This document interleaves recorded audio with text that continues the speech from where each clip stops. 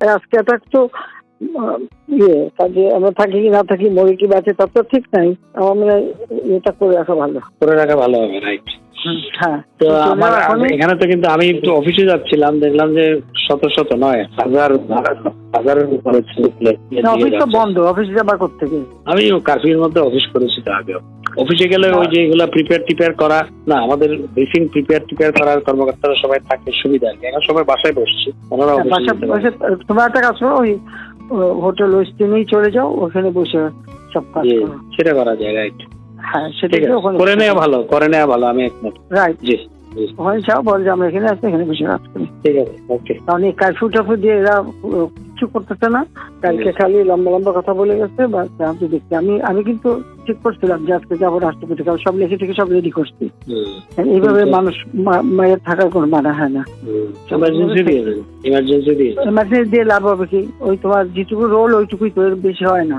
ওই জন্য রাষ্ট্রপতির কাছে দিয়ে আসলে তখন রাষ্ট্রপতি 3 বাহিনীর প্রধান যাকে যা করে করুক, কারণ এইভাবে আর সম্ভব না। এটা এখন বললো না, বাইরে বললে আবার আরো এটা কমবে, একটা ঝামেলা করে বেশি দেখা যাক। ঠিক আছে, ঠিক তো বলছি, 24 ঘন্টা সময় নিচ্ছে, সে চেষ্টা করবে এই করতে।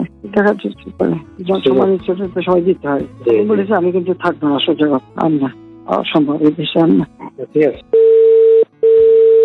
হ্যালো, হ্যাঁ বলো। ফোন করেছি যে আজকে তো 4:30টায় আমরা ডিপ্লোম্যাটদের সাথে ব্রিফিং দিয়েছিলাম ওয়েস্টিনে, কারণ এদিকে আসা কঠিন তাদের জন্য। কিন্তু ওই যে ইন্টারনেটের বন্ধ থাকায়, তারপর আবার ওই নানা সিকিউরিটি রিজনে ওরা বলছে আজকে আমরা ভেবে আসবো, মানে রিলাক্টেন্ট। এই পরিস্থিতিতে কি করবো নাকি কালকে করবো সেটা তারা আসতে পারবে না বলছে। আসতে পারবে না, ঠিক কয়েকজন বলেছে না, আমার সামনে ফরেন সেক্রেটারি আছে, সিকিউরিটি কনসার্ন ব্যক্ত করেছে। আচ্ছা, না যেটা বুঝছেন এই তো অসুবিধা, তাই না? হ্যাঁ, যদি আসতে যদি বলতে পারো ভালোই হয়, বলতে পারলে ভালো হয়। রাইট, তোমরা একটা কাজ করো, আগে ওইদিকে চলে যাও, কারণ এদিকে তো সে গোলমাল করে। তারা তো আজকে তো কাজে আমরা থাকি কি না থাকি, মরে কি বাঁচে তার তো ঠিক নাই। আমার মনে হয় এটা করে রাখা ভালো হবে। রাইট।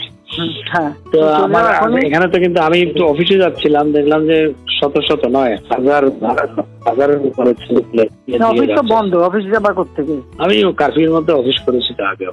অফিসে গেলে ওই যে এগুলা প্রিপেয়ার করা না, আমাদের ব্রিফিং প্রিপেয়ার করার কর্মকর্তারা সবাই থাকে, সুবিধা আর কি। এখন সবাই বাসায় বসছি, ওনারা তোমার একটা কাজ করো, ওই হোটেল ওয়েস্টিনেই চলে যাও, ওখানে বসে সব কাজ করো। সেটা করা যায়। রাইট। হ্যাঁ, সেটা করে নেওয়া ভালো। আমি একমত। রাইট। জি, ওখানে যাও, বল যে আমরা এখানে আসছি, এখানে বসে কাজ করি। ঠিক আছে, ওকে। কারণ এই কারফিউ টাফিউ দিয়ে এরা কিছু করতেছে না। কালকে খালি লম্বা লম্বা কথা বলে গেছে। আমি দেখছি, আমি কিন্তু ঠিক করছিলাম যে আজকে যাবো রাষ্ট্রপতি, কারণ সব লিখে থেকে সব রেডি করছি। এইভাবে মানুষ মায়ের থাকার কোনো মানা হয় না। ইমার্জেন্সি দিয়ে লাভ হবে কি? ওই তোমার যেটুকু রোল ওইটুকুই তো, বেশি হয় না।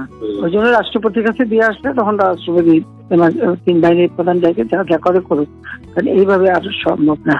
এটা এখন বললো না, বাইরে বললে আবার আরো এটা কমবে, একটা ঝামেলা করে বেশি দেখা যাক। ঠিক আছে, ঠিক তো বলছি, 24 ঘন্টা সময় নিচ্ছে, সে চেষ্টা করবে এই করতে।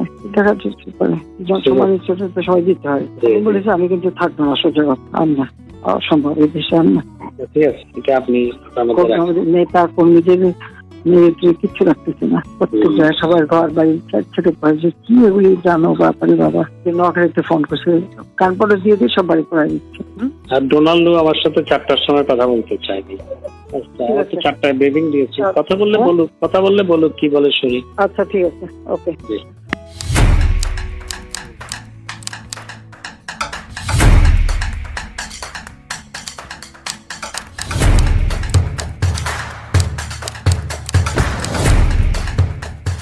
তো আজকে এই পর্যন্তই, কিন্তু প্রশ্নগুলো এখানেই শেষ নয়।